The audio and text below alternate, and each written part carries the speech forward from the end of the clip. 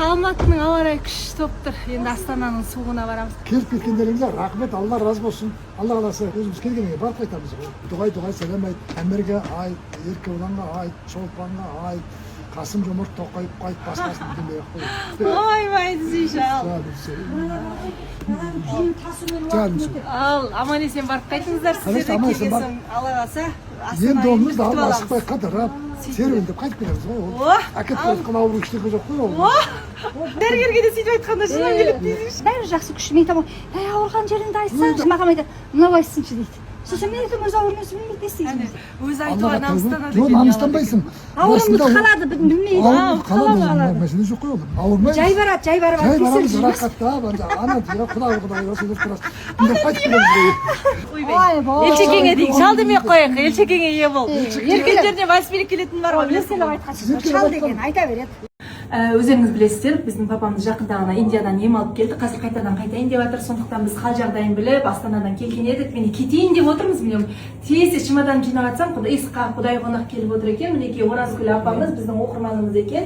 Бұл кісі жақында ғана өкпемен бастан қатерлі ісік болып, ауыр науқастанып, Қытайға барып ем алып келген екен. Енді тас түскен жеріне ауыр ғой. Папамыз да осы 2 жыл бұрын білесіздер, 3 ай 4 ай Қытайда жатты. Одан кейін Түркияға барды, одан кейін Индияға барды қазіргі таңда. Сондықтан бұл өте ешкімнің басына бермесін дейтін ауру. Сондықтан бұл кісілердің де қаражат қайдан табамыз дейді, біз дейтін жан-жақтан шырылдап жұмыс істейміз.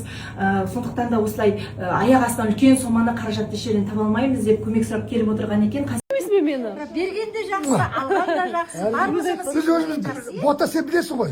Біз бергенді мен жақсы көремін ғой. Мына жақсы көрем. Мама, жүр, ақырын алтын балғындарың бар ма алып кетіңіз. Қой.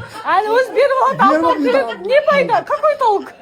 Миллион теңге бергенде не пайда? Алтынды алып жоқ, мына шалбар баяғыда біз жас кезімізде 78 жылғы мода екен. Бұл дәрпез деп айтатын. Бала кел. 78 жыл осылай кетіп. Кенеттен осылай күннің көзі шыға қалады, жерде сала қалады.